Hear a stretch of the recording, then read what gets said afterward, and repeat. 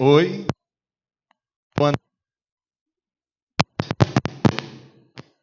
Marcos 10, versículo 1 ao verso 12.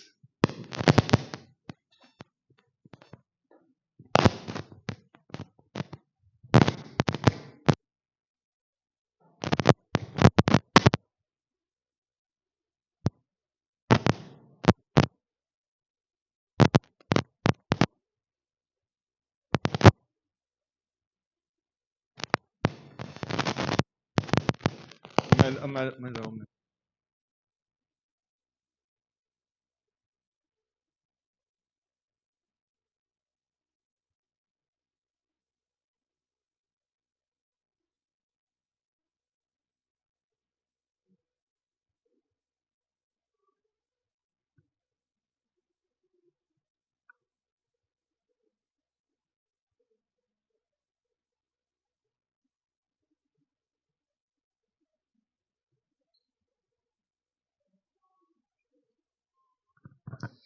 Vamos lá, irmãos. O texto bíblico da noite, Marcos 10, verso 1 ao verso 12. Prestemos atenção. Levantando-se Jesus, foi dali para o território da Judeia, além do Jordão. E outra vez as multidões se reuniram junto a ele, e de novo ele as ensinava, segundo o seu costume. E aproximando-se alguns fariseus, o experimentaram, perguntando-lhe: é lícito ao marido repudiar a sua mulher? Ele lhes respondeu: que vos ordenou Moisés? Tornaram eles, Moisés permitiu lavrar carta de divórcio e repudiar. Mas Jesus lhes disse: por causa da dureza do vosso coração, ele vos deixou escrito esse mandamento. Porém, desde o princípio da criação, Deus fez o homem e mulher. Por isso deixará o homem a seu pai e mãe, e unir-se-á a sua mulher. E com sua mulher serão os dois uma só carne. De modo que já não são dois, mas uma só carne. Portanto, o que Deus ajuntou, não separe o homem. Em casa, voltaram os discípulos a interrogá-lo sobre este assunto. E ele lhes disse: quem repudiar sua mulher e casar com outra, comete adultério contra aquela. E se ela repudiar seu marido e casar com outro, comete adultério. Esse é o texto da noite. Chegamos em Marcos capítulo 10. E aqui, irmãos, nós precisamos fazer um exercício, precisamos olhar para trás, precisamos lembrar que nós não estamos aqui diante de um contexto isolado, mas estamos diante de uma continuidade do caminho do nosso Senhor Jesus Cristo. O capítulo anterior nos mostrou Jesus lidando com temas profundos sobre a humildade. Nós vimos Cristo trabalhando a questão de escândalo espiritual, disciplina do reino e a seriedade de lidar com o pecado, tudo isso nós vimos. Ali ele já havia confrontado a tendência humana de grandeza, da autopromoção. Já vimos ele trabalhar sobre tropeços espirituais que atingem não apenas o indivíduo, mas vai atingir toda a comunidade de fé, toda a igreja do Senhor. Só que agora o cenário muda geograficamente, mas não muda espiritualmente. Espiritualmente, o cenário é exatamente o mesmo. Jesus se levanta e segue aqui para o território da Judeia, além do Jordão. Ele está em movimento aqui, e esse movimento não é um movimento aleatório, lembrando que nada nas Escrituras é aleatório, nada é por acaso. É um caminho aqui consciente, é um caminho aqui deliberado, determinado, é o caminho aqui que o conduz para Jerusalém. E Jerusalém, em Marcos, em Jerusalém, no Evangelho de Marcos, não é apenas uma cidade qualquer. é o destino da cruz. É onde o Senhor Jesus Cristo vai encarar de frente a morte. O cheiro da morte está cada vez mais intenso aqui no Evangelho de Marcos. Então, Jerusalém é esta cidade, é o destino aqui da cruz. Portanto, irmãos, cada passo de Jesus em direção à Judéia é um passo em direção a um cumprimento e ao propósito redentivo. O Senhor Jesus Cristo vai operar ali aquela obra a qual ele foi designado desde toda a eternidade, morrer pelo seu povo, morrer em favor da igreja. E o verso 1 aqui nos mostra que, mesmo em meio a essa jornada, mesmo em meio a essa caminhada, as multidões continuam se reunindo ao redor do nosso Senhor e Salvador Jesus Cristo. E isso revela algo importante para nós, profundamente importante. O ministério de Jesus não perde força. À medida que ele avança para a cruz, à medida que o cheiro da morte se aproxima, ele continua atraindo pessoas. Ele continua chamando e despertando a atenção de uma massa curiosa, mas também de uma massa que vai compreender os seus ensinos e que vai se dobrar diante daquele que é o Senhor da morte e da vida. E, como era de seu costume, o que ele faz? Ele ensina. Ele ensina o povo. E há aqui, irmãos, uma nota de constância, de fidelidade, há aqui uma nota de estabilidade no ministério do nosso Senhor e Salvador Jesus Cristo. Ele não vai mudar aqui a sua mensagem conforme o ambiente muda. A mensagem é a mesma. O confronto aqui é a mesma. O conforto e o consolo também iguais, são os mesmos. Ele permanece aqui ensinando. Por quê? Porque o reino de Deus, irmãos, não é circunstancial. O reino de Deus é eterno. E Cristo sabe disso. E, irmãos amados, enquanto muitos, nesse contexto, se aproximam com interesse de ouvir o Evangelho, de ouvir a Cristo, infelizmente outros se aproximam com resistência. Eles se aproximam de modo maliciosos, de modo confrontador ao Salvador Jesus Cristo. E é exatamente isso que o verso 2 nos coloca aqui. É diante dessa realidade. O texto diz que alguns fariseus se aproximaram dele para o experimentar. Veja, e aproximando-se alguns fariseus, o experimentaram, perguntando-lhe. Aqui, irmãos, não há neutralidade. Aqui não há neutralidade. Aqui não há verdade. Aqui não há sinceridade. A pergunta aqui é para confrontar. Não é uma pergunta honesta. Não são questionamentos honestos. São questionamentos que buscam aqui não um entendimento, mas um confronto. Eles vêm aqui com a intenção de testar Cristo. Eles vêm aqui com a intenção de colocá-lo à prova, de criar uma situação em que qualquer resposta de Jesus possa ser usada contra ele. Esta é a intenção. Eles trazem questionamentos aqui malignos. Eles trazem questionamentos aqui que não são verdadeiros, honestos. Embora a pergunta pareça simples aqui. Veja, o verso 2, ainda a parte B. É lícito ao marido repudiar sua mulher? É lícito? É lícito o marido repudiar sua mulher? Por trás dessa pergunta, o que nós temos? Por trás desta pergunta, nós temos uma estratégia aqui muito bem definida, muito bem articulada, Israel. Eles não estão aqui interessados na verdade do casamento, não estão interessados aqui na restauração da vontade de Deus, eles estão aqui interessados em colocar Jesus em um conflito diante dos rabinos da época. Ou até mesmo em levá-lo a uma posição que possa ser acusada como contrária à lei de Moisés. Portanto, não é dúvida sincera. Não, eles não estão trabalhando aqui com verdade. Eles estão trabalhando aqui como uma armadilha cuidadosamente articulada, construída. É uma tentativa aqui de transformar o ensino de Cristo em um motivo de acusação. Isso é que eles querem. Essa é a intenção aqui. E aqui, meus amados, nós aprendemos algo fundamental na introdução desse texto. O coração humano, quando é governado pela verdade de Deus, pode usar até mesmo perguntas religiosas como instrumentos de manipulação. O coração humano, quando não é governado pela verdade, pode usar do próprio evangelho para o mal, com má intenção, como manipulação. Pode usar a linguagem da fé, mas sem ter fé no coração.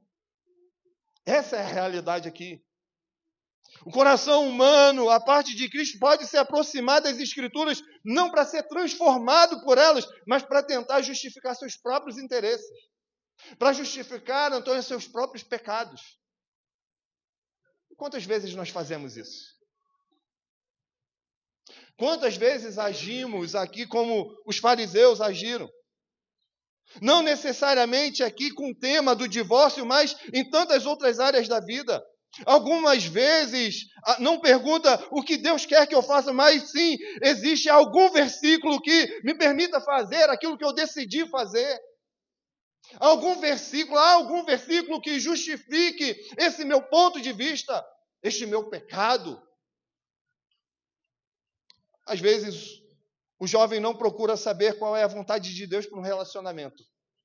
Ele procura uma justificativa para seguir o seu próprio coração. Às vezes, o marido ou a esposa não busca nas Escrituras ajuda para restaurar o casamento, mas busca argumentos para provar que está certo, sabe? Nas suas guerras, nas suas batalhas, junto à esposa, junto ao marido, para justificar ali o seu próprio erro com o Evangelho. E isso é perverso. Isso é perverso. Em vez de nos submetermos à palavra, tentamos fazer a palavra se submeter aos nossos caprichos, aos nossos desejos. Foi exatamente isso que está acontecendo. É exatamente isso que está acontecendo aqui. É exatamente esta artimanha que os fariseus estão se utilizando aqui. Marcos nos coloca aqui diante de um cenário claro. Jesus está a caminho da cruz. Ele está ensinando com fidelidade, enquanto o coração humano, representado aqui pelos fariseus, está a caminho da distorção do Evangelho, tentando usar a lei de Deus como ferramenta de conveniência. Usar a própria Escritura de modo que favoreça o meu egoísmo, as minhas vaidades, os meus quereres, os meus caprichos. E é nesse contraste que o tema do casamento, irmão, será revelado não como uma discussão cultural, não é isso aqui, mas vai ser discutido como uma questão profundamente teológica, moral, espiritual diante de Deus. É essa a intenção do coração deles. Esse é o desejo do coração deles. É isso que está por detrás dessa pergunta aqui capciosa, maliciosa dos fariseus. Só que depois de ouvirem a pergunta dos fariseus, talvez nós esperássemos que Jesus entrasse de sola, o corte tramontina, né? De modo ríspido. Talvez esperássemos que Cristo entrasse aqui diretamente na discussão sobre o divórcio, mas ele vai fazer algo totalmente diferente aqui, Ana Carolina.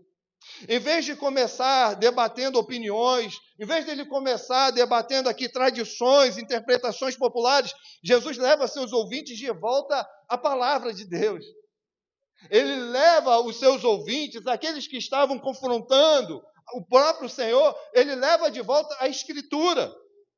Marcos 10, 3 diz assim, ele lhes respondeu, que vos respondeu, que vos ordenou Moisés?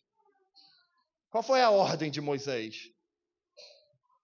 Essa resposta de Cristo é significativa. Os fariseus querem discutir o que é permitido. E Jesus quer discutir o que Deus revelou. Eles querem falar aqui sobre exceções. E Cristo os leva ao fundamento. Eles querem aqui uma autorização para as suas práticas. E Cristo os conduz à autoridade das Escrituras.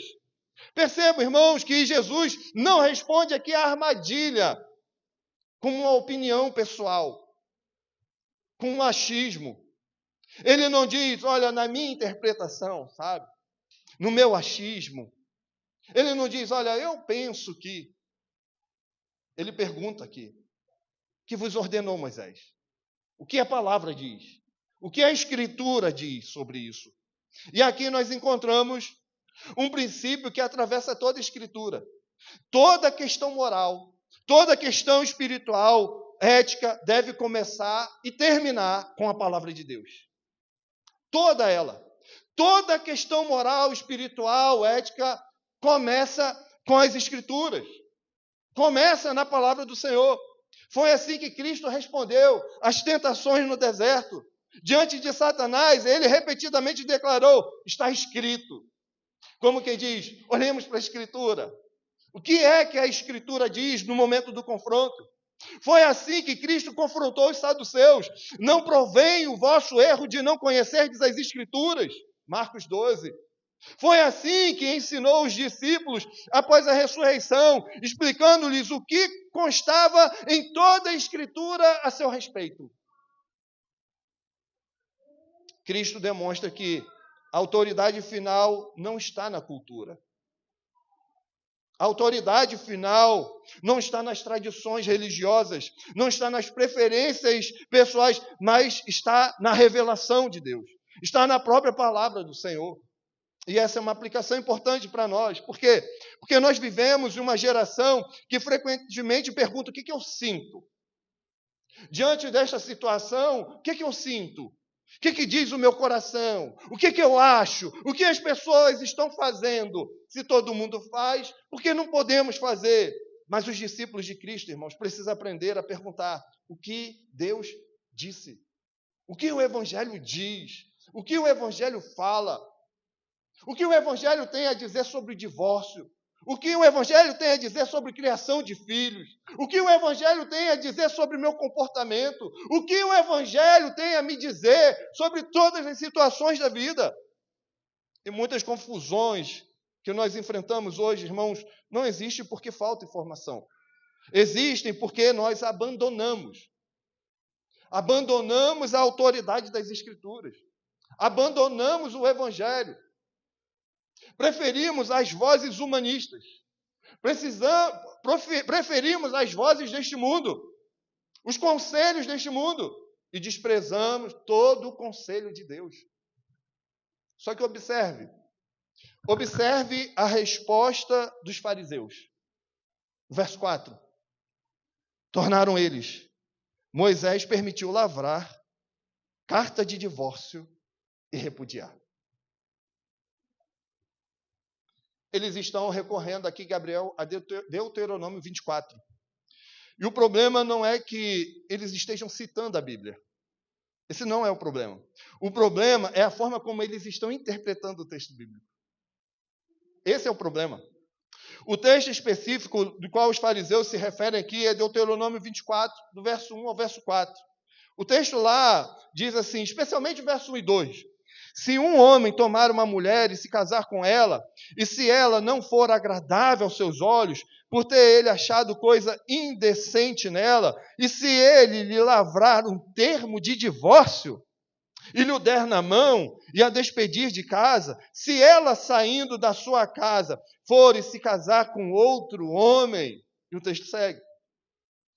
O ponto importante, irmãos, é que Moisés não está aqui ordenando, não está aqui incentivando o divórcio. Não temos isso aqui. Na verdade, o mandamento principal do texto vai aparecer apenas no verso 4. Então, seu primeiro marido, que a despediu, não poderá tornar a tomá-la para que seja sua mulher. Ou seja, a legislação não foi escrita para responder a pergunta: quando posso me divorciar? A preocupação do texto é outra. A pergunta é outra. É o que acontece depois de um divórcio, que um divórcio já ocorreu. Essa é a questão. Na mente deles, aquela concessão havia se transformado numa autorização ampla para o divórcio. Está insatisfeito com o cônjuge? Está insatisfeito? O feijão queimou. Está insatisfeito? Divorcia. Nada diferente do que acontece hoje. Nada diferente. Eles olhavam para a carta de divórcio e concluíam que Deus estava facilitando a separação. Porém, irmãos, essa nunca foi a intenção desse texto. A legislação de Deuteronômio não foi dada para incentivar o divórcio, ela foi dada para regulamentar uma situação pecaminosa que já existia e proteger especialmente a mulher dos abusos masculinos. Os fariseus haviam transformado uma concessão aqui em um mandamento. Haviam transformado uma exceção aqui em regra. Haviam transformado uma medida de proteção em uma justificativa para os seus próprios desejos. Está insatisfeito? Está infeliz? Divorcia.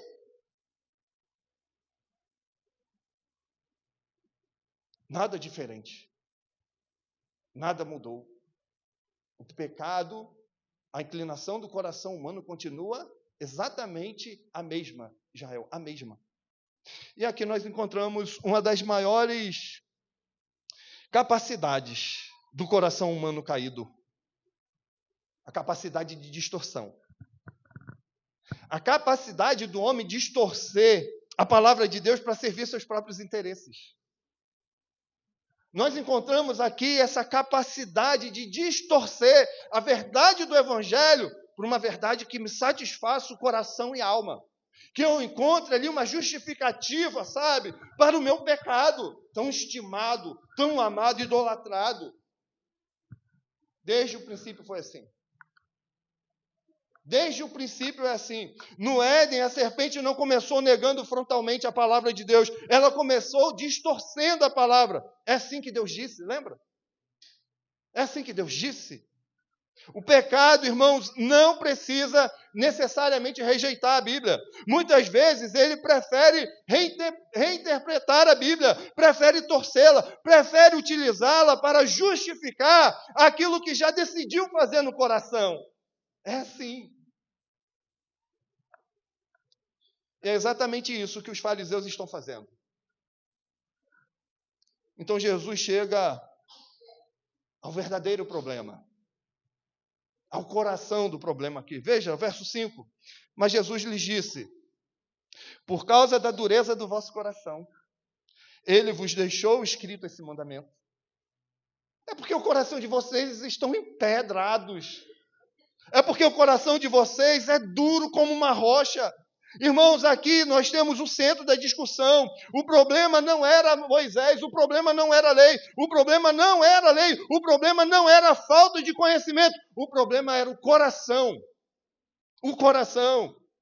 Jesus expõe aquilo que os fariseus tentavam esconder. A questão não estava, irmãos, no texto bíblico, a questão estava na condição espiritual daqueles que liam o texto bíblico. Liam com a sua própria ótica, com suas próprias lentes, lentes embotadas pelo pecado.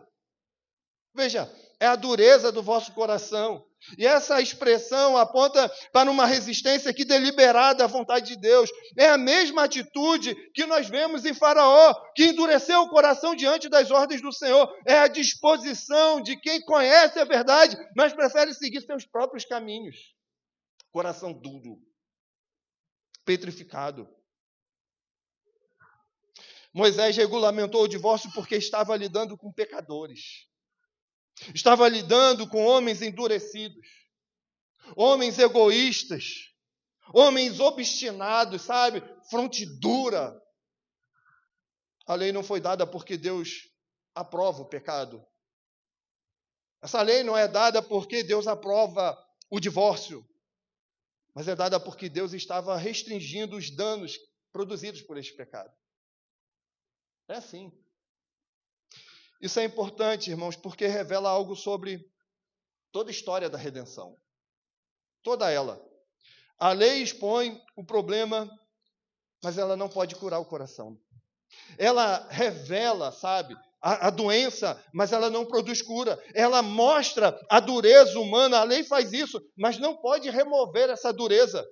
E é por isso que nós precisamos de um Salvador.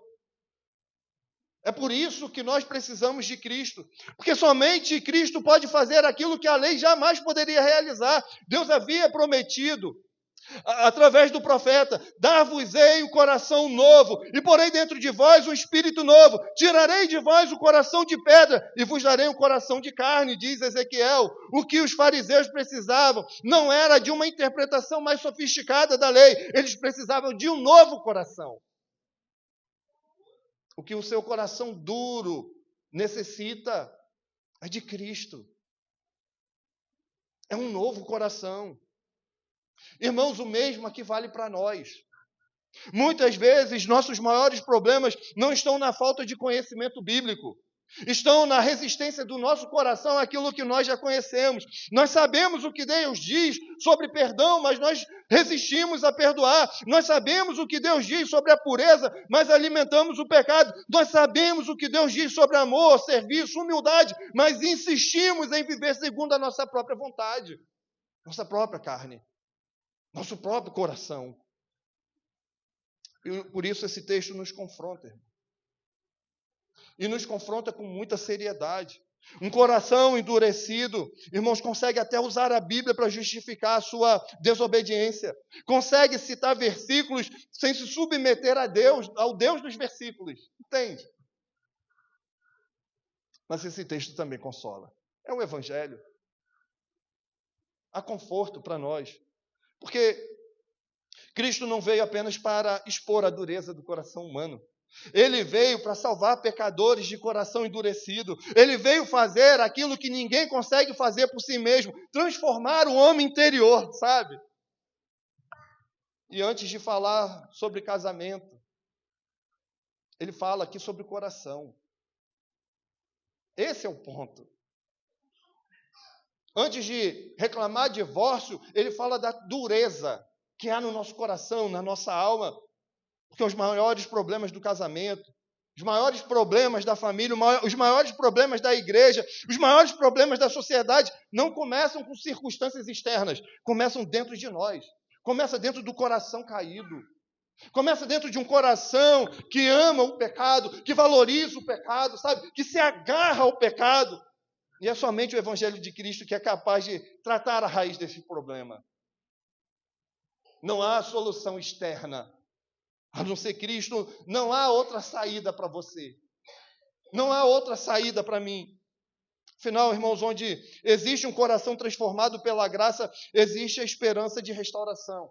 Existe a esperança de obediência, sabe? De santidade. E quem é que faz isso? É Cristo.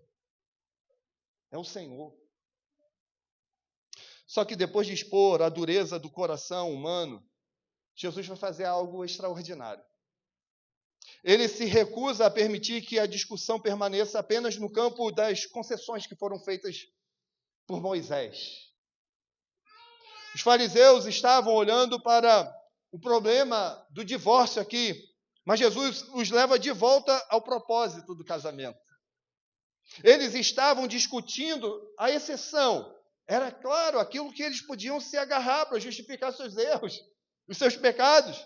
Só que Jesus os conduz a outro princípio. Cristo os leva para outra direção. Veja o verso 6. Porém, desde o princípio da criação, Deus os fez homem e mulher. Percebam a expressão que abre a resposta de Cristo. Desde o princípio da criação.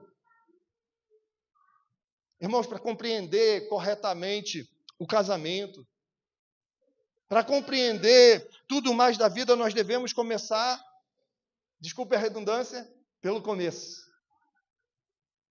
E o começo é Gênesis 1, 2, 3.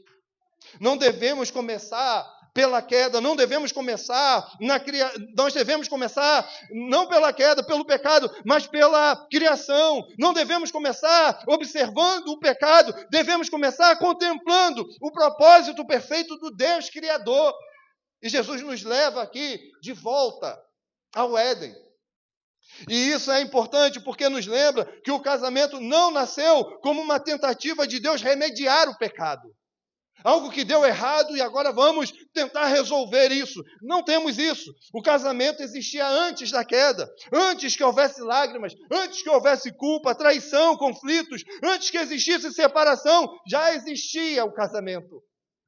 O casamento não é produto de cultura humana, não é uma invenção social, não é resultado de uma construção histórica. O casamento é criação de Deus.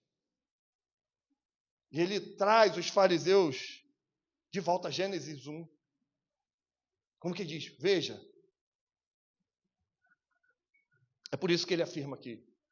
Deus fez homem e mulher. Verso 6. Observe que Cristo fundamenta toda a sua argumentação na obra criadora de Deus. O start, o início. Está ali. É Deus quem cria. É o Deus quem define. É Deus quem estabelece o propósito. Desde o princípio, Deus criou o homem e a mulher como igual dignidade diante dele, mas com distinções reais e complementares. O mundo moderno insiste em apagar essas distinções, mas Cristo reafirma. O mundo procura redefinir aquilo que Deus criou, mas Cristo nos conduz de novo à criação. Olha a beleza do casamento. Olha para a beleza da criação.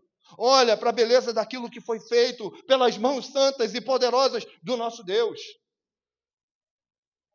O casamento bíblico começa com essa verdade fundamental. Deus é o autor, sabe? Ele é o autor da identidade humana, da complementaridade entre homem e mulher, do propósito para o qual ambos foram criados. Deus é o autor. Mas Cristo continua. E agora ele vai citar Gênesis 2, o verso 24, dizendo: por isso deixará o homem a seu pai e mãe e unir-se-á a sua mulher. Verso 7. Irmãos, o casamento não é apenas uma realidade biológica. Não é apenas isso. O casamento é uma aliança estabelecida diante de Deus. É por isso que o texto diz aqui em deixar. É por isso que o texto diz aqui em unir-se. Deixará o homem a seu pai e mãe. É claro que isso não significa abandonar o pai, abandonar a mãe, os pais. A Escritura continua ordenando que cuidemos dos pais. Honremos os pais. O que significa aqui é que uma nova prioridade relacional está sendo formada.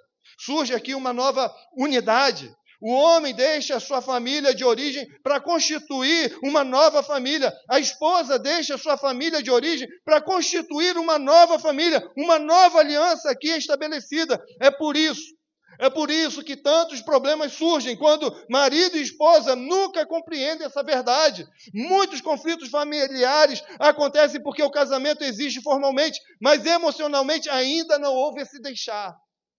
Ainda não houve esse sair.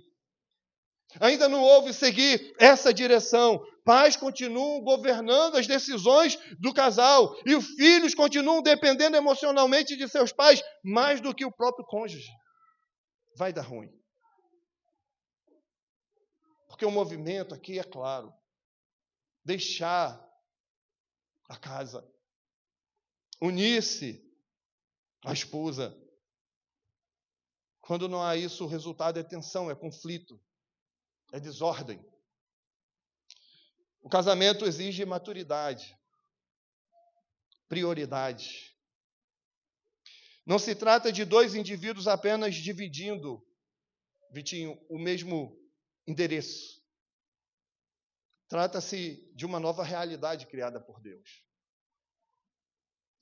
E sabe, Cristo no verso 8 vai aprofundar ainda mais essa ideia, dizendo assim: e com sua mulher serão os dois uma só carne. De modo que já não são dois, mas uma só carne.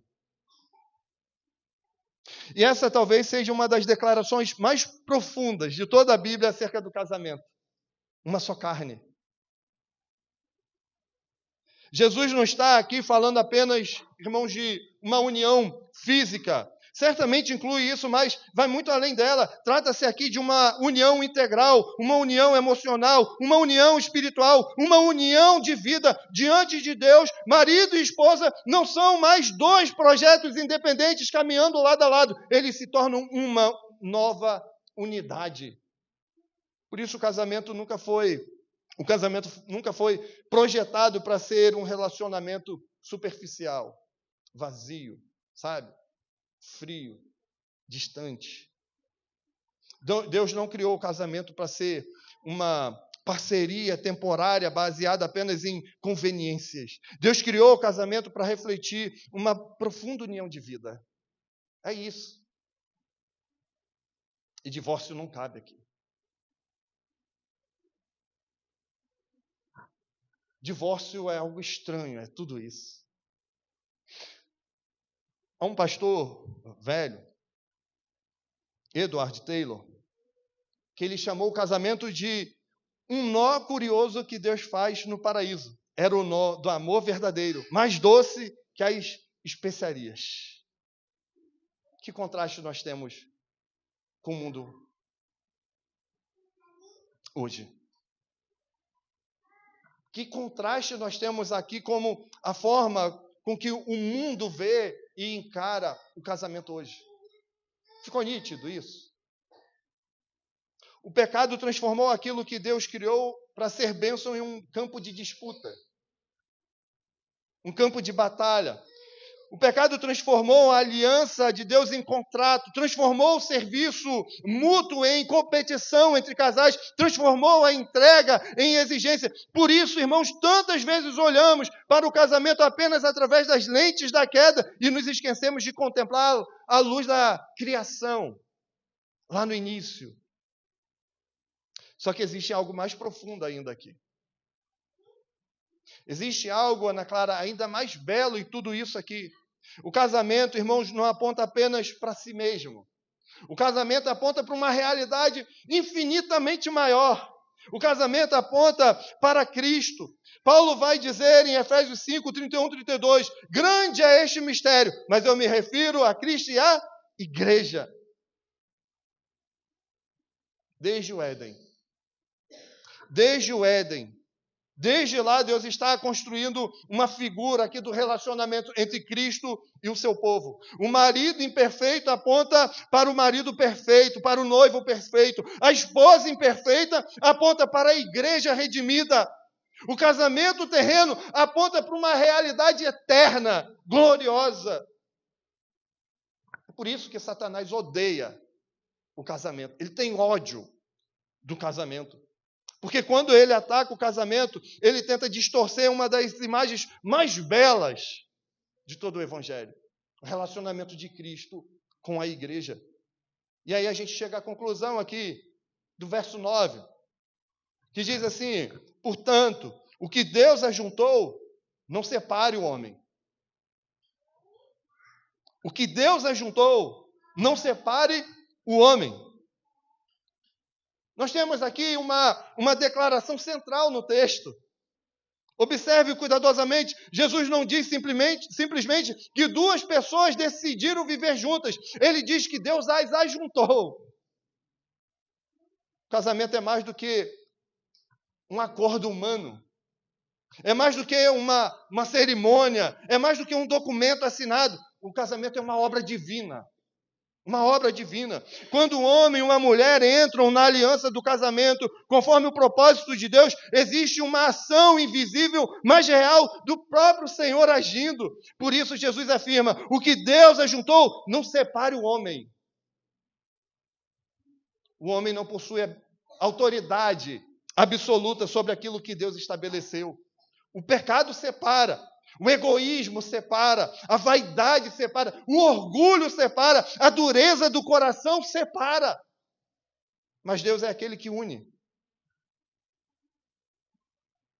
Talvez estejam aqui ouvindo pessoas que têm enfrentado dificuldades nesta área. Dificuldades no lar. Talvez existam aqui feridas abertas, escancaradas, mágoas acumuladas, palavras duras. Talvez haja aqui hoje pessoas decepcionadas, lutas que ninguém mais conhece. Este texto, irmãos, não vai ignorar essa realidade. Jesus sabe que vivemos em um mundo caído. Cristo sabe que nós passamos por momentos de dificuldades. Só que, antes de olhar para as exceções aqui, Cristo quer que contemplemos o ideal. Antes de olhar para as ruínas que foram produzidas pelo pecado, Ele quer que vejamos a beleza do plano divino. o que os fariseus não fizeram. O que eles não enxergaram. Por quê? Por causa da dureza do coração. Irmãos, há aqui tanto confronto para o nosso coração como consolo, conforto. Confronto para aqueles que tratam um casamento de maneira leviana. Confronto para aqueles que tratam um casamento de modo egoísta, indiferente. Mas há consolo para aqueles que lutam. Há conforto aqui para aqueles que choram, para aqueles que perseveram, porque Deus continua sendo o autor da aliança, o Deus do casamento. É Ele quem une. Há um texto de Watley que diz assim, repare, esta é a fonte da maioria das desordens na maioria das famílias. Onde Deus não é temido, o que pode abundar, senão profanidade e impiedade em toda a casa. Onde as pessoas não são ensinadas a conhecer e temer a Deus, como poderiam conhecê-lo ou temê-lo?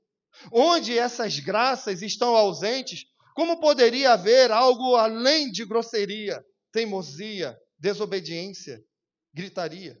Agora, portanto, que todos os maridos e esposas que temem a Deus sejam de um só espírito no Senhor e não deixem de praticar a religião em seus lares. O que sustenta o casamento não é a perfeição dos cônjuges.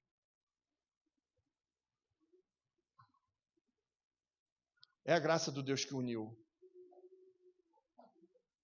É a graça do Deus que ama o casamento, que odeia o divórcio.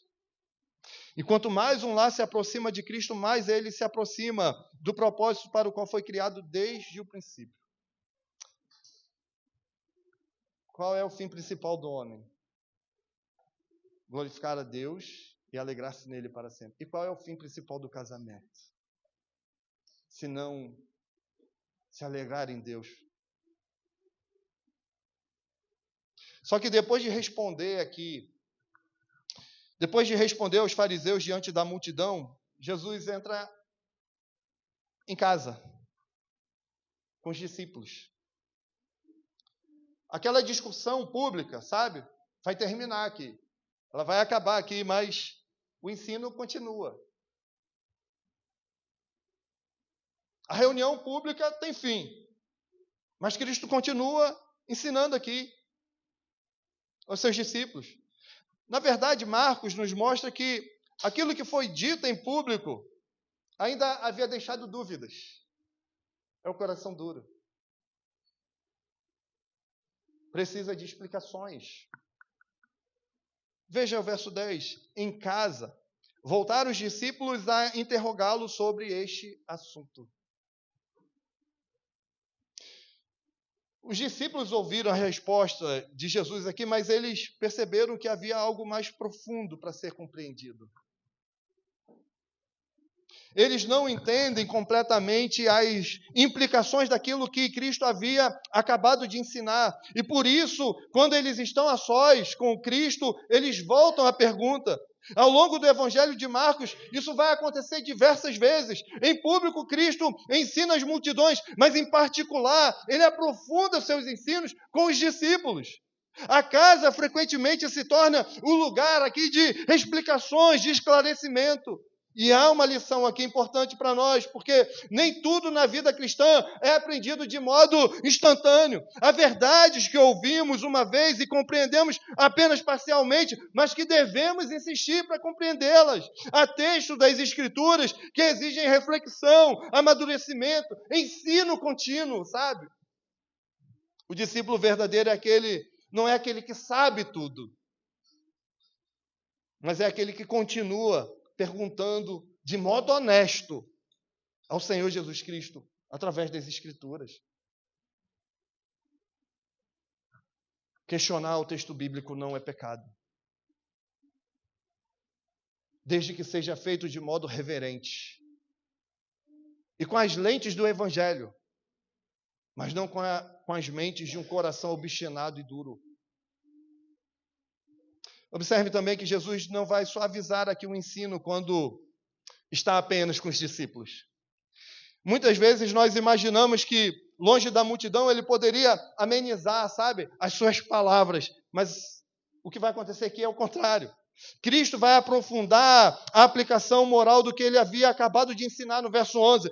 E lhes disse: quem repudiar sua mulher e casar com outra, comete adultério contra aquela. O tom continua. Essas palavras precisam ser entendidas dentro de um contexto em que Jesus acabou de apresentar aqui, queridos.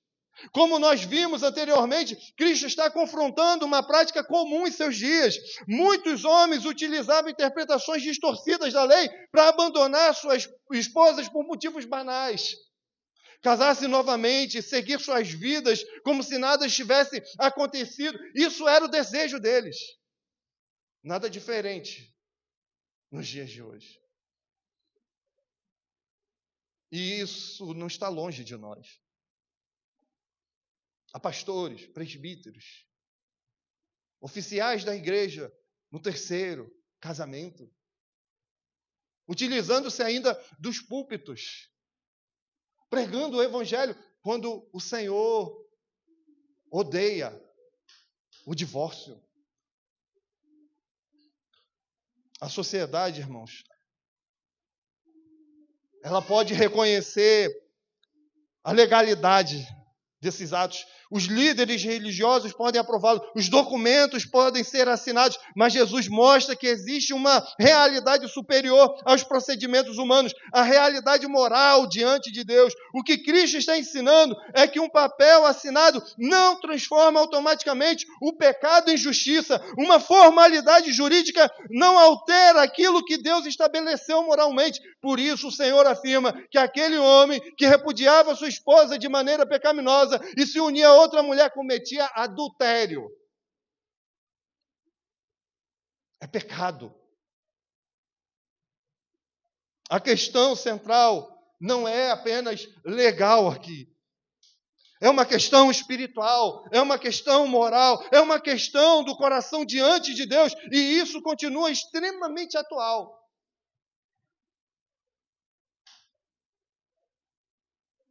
Muitas vezes toleramos esses pecados, porque se tornou banal. O coração está duro, petrificado. Por isso a igreja hoje não vê problemas, dificuldades com divórcio, adultério e tantas outras coisas. Nós vivemos em uma cultura que frequentemente confunde legalidade com moralidade. Muitas pessoas pensam que se algo é permitido pela sociedade, é aprovado por Deus. Mas as Escrituras nos ensinam repetidamente que a aprovação humana não determina a vontade divina. O pecado continua sendo pecado, mesmo quando recebe a aprovação da cultura, mesmo quando recebe a aprovação dos homens. Pecado continua sendo pecado. Ao mesmo tempo, devemos lembrar do contexto específico aqui desse texto.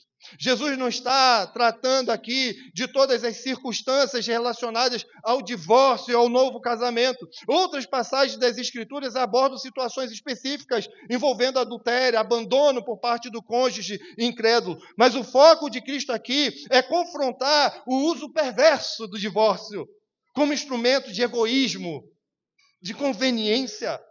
O foco de Cristo aqui é confrontar o pecado, sabe? Que se agarra às conveniências. É como diz o profeta Malaquias: o Senhor, Todo-Poderoso de Israel, odeia o divórcio, odeia o homem que faz uma coisa tão cruel assim. É assim que o texto está. O alvo de Cristo aqui também não é esmagar pessoas. O alvo aqui é confrontar corações endurecidos. A tônica aqui é essa. Talvez o seu pecado não seja o adultério, mas seja outros. E o seu coração está endurecido. A questão principal aqui é o seu coração.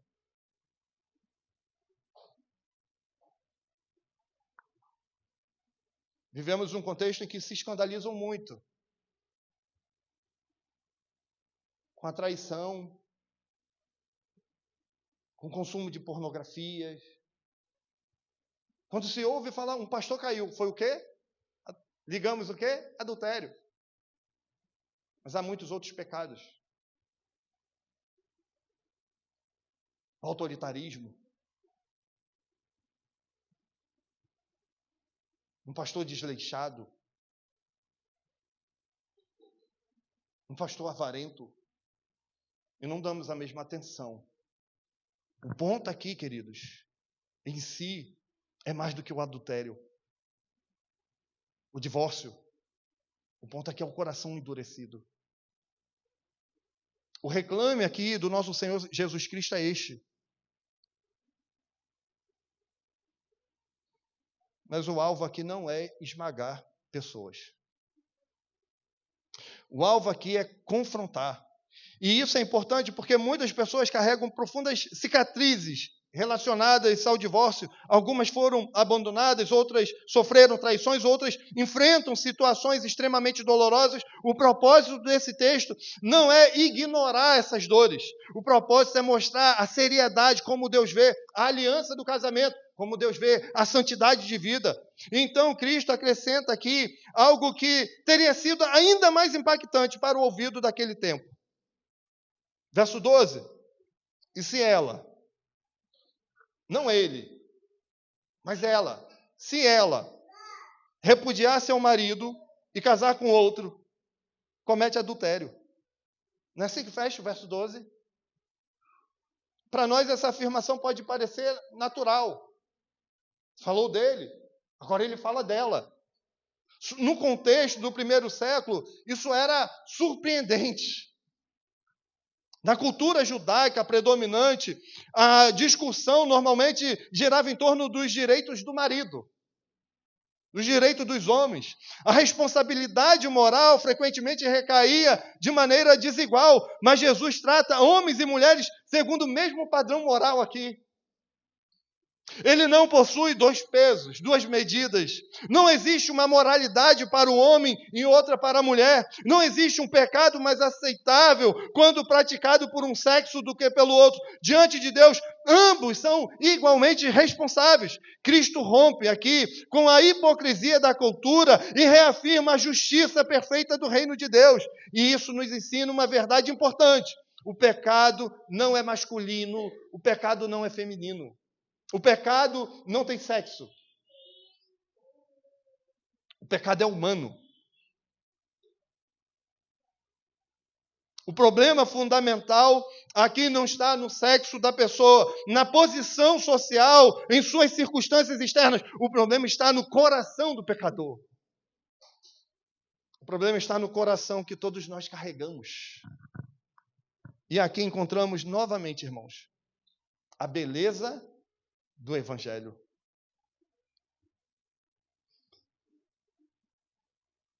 Pense se tudo terminasse na denúncia aqui do pecado. Não haveria esperança para nós. Não haveria saída para nós, minha irmã. Quem aqui poderia permanecer de pé diante do Senhor? Quem poderia afirmar aqui que nunca pecou em pensamentos, atitudes, palavras? Mas o mesmo Cristo que expõe o pecado é o Cristo que caminha para Jerusalém, lá no início. É o Cristo que está seguindo em direção à cruz. É o Cristo que veio salvar pecadores. Ao chegar aqui em Marcos 10, Jesus está a caminho do Calvário. Em breve, aquele que condena o pecado carregará sobre si a culpa dos pecadores. Aquele que ensina a santidade morrerá pelos que fracassarem em viver santamente. Aquele que revela a justiça de Deus oferecerá a sua própria justiça aos que creem. E é por isso que esse texto nos confronta, mas também nos conduz à esperança.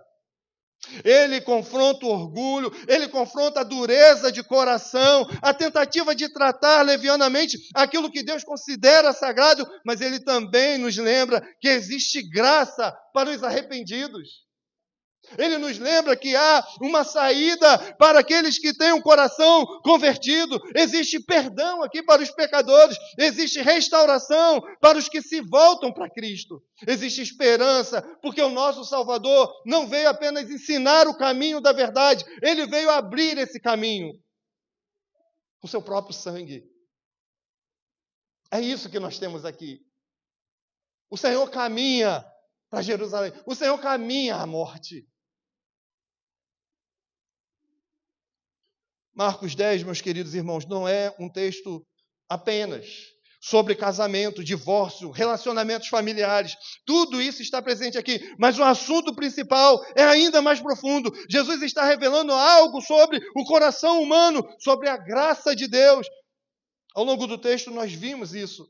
Os fariseus procurando justificativas para suas práticas pecaminosas. Vimos Jesus denunciar a dureza do coração. Vimos Cristo aqui restaurar diante de nossos olhos o plano original de Deus para o casamento. Mas, acima de tudo, vimos que toda essa discussão aponta para uma realidade infinitamente maior do que o próprio casamento. O casamento é criado por Deus para refletir a glória de Cristo. E isso significa que, desde o princípio, Deus estava escrevendo uma história muito maior. O marido imperfeito aponta para o perfeito noivo. A esposa imperfeita aponta para a igreja redimida. O povo eleito, salvo. O casamento terreno existe para anunciar o evangelho. E que contraste nós temos entre Cristo e nós? Nós somos infiéis.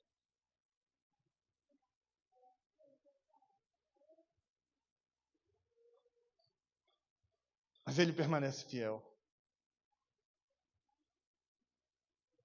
Nós falhamos, irmãos. Nós falhamos. Mas Cristo permanece perfeito. Como maridos, esposas, nós quebramos promessas. Mas Cristo jamais quebra a sua aliança. O que torna o evangelho tão glorioso é justamente isso. Cristo é o noivo fiel. O noivo que não abandona sua noiva. Quando nós olhamos para nós mesmos, nós encontramos pecado, encontramos fraqueza, tropeços, pecados. Mas quando nós olhamos para Cristo, encontramos um amor perseverante. Vemos graça abundante. Quando olhamos para Cristo, nós vemos fidelidade eterna. E é por isso que a esperança desse texto não está na capacidade humana de construir casamentos perfeitos. A esperança está em Cristo, porque no final das contas, o maior problema apresentado nesta passagem não é o divórcio, não é o adultério, não é a crise familiar. O maior problema é a dureza do nosso coração, da nossa alma. O problema sempre esteve dentro de nós. E é exatamente por isso que Cristo veio ao mundo. Ele não veio apenas nos dar novos mandamentos, não veio apenas ensinar um padrão mais elevado de moralidade. Ele veio fazer aquilo que nós jamais poderíamos fazer por nós mesmos. Ele veio carregar o pecado do seu povo. Ele veio morrer pelos culpados. Ele veio derramar sangue, seu sangue, para estabelecer uma nova aliança. Ele veio para dar um novo coração àqueles que creem. Na cruz, Cristo recebeu sobre si a condenação que nós merecíamos. Na ressurreição, Ele venceu o pecado, Ele venceu a morte, Ele venceu o inferno. Na sua glorificação, Ele foi exaltado à direita do Pai e reina sobre todas as coisas. E é exatamente para essa obra perfeita que a mesa do Senhor nos chama a olhar, nos chama a apontar nesta noite. E a ceia, irmãos, é uma refeição de aliança. Quando tomamos o pão, nós lembramos do corpo de Cristo entregue por nós. Quando nós tomamos o cálice e lembramos das palavras do Senhor, este cálice é a nova aliança do meu sangue. Toda aliança verdadeira exige compromisso, exige fidelidade, sabe? Exige sacrifício. E nenhuma aliança foi mais custosa do que a aliança selada pelo sangue do Filho de Deus. Ao nos aproximarmos da mesa, não estamos, irmãos, celebrando a nossa fidelidade. Nós estamos celebrando a fidelidade de Cristo para conosco. A fidelidade de Cristo para com sua igreja. Nós não estamos confiando em nossa capacidade de permanecermos firmes. Não estamos confiando naquele que, na nossa habilidade de se autossustentar. Nós estamos confiando naquele que prometeu sustentar o seu povo até o fim. A ceia nos lembra que o noivo não abandonou sua noiva. A ceia nos lembra que o noivo veio buscá-la, que o noivo morreu por ela, que o noivo ressuscitou por ela, o noivo voltará por ela. E isso nos conduz, irmãos, à última esperança apresentada nas Escrituras. Um dia, toda a realidade retratada neste texto chegará ao seu fim. Não haverá mais dureza do coração.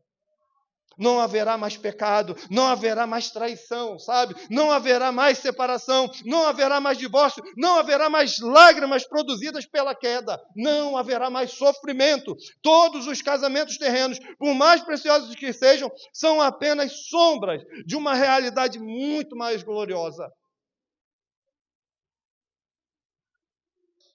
Irmãos, a Bíblia termina com uma grande celebração de casamento. Não um divórcio. Não haverá divórcio na eternidade. Não haverá divórcio do Senhor Jesus Cristo com a sua igreja amada. Não haverá divórcio. Não haverá separação. E em Apocalipse 19, tudo terminará em grande celebração, em grande festa. Vamos juntos?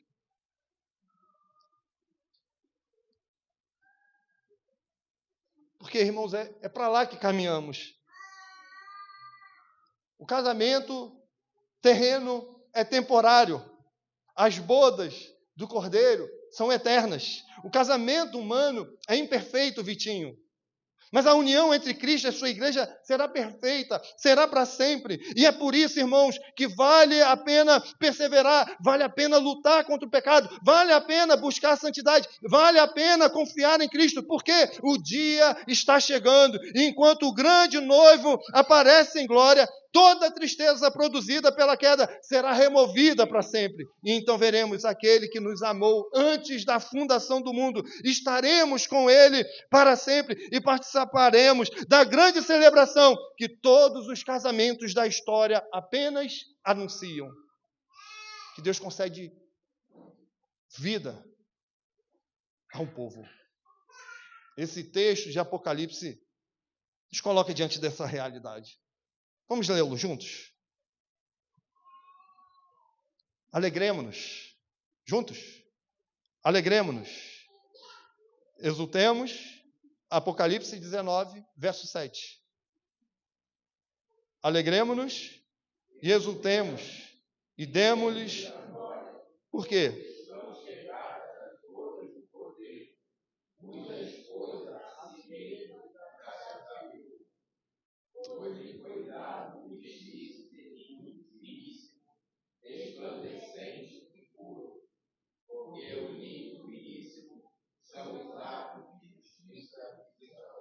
Amém. Essa será a realidade. E não haverá divórcio. Estaremos com o amado da nossa alma. O noivo, o nosso Redentor, o nosso Salvador, Jesus Cristo. Ó Pai bendito e amado, tributamos louvor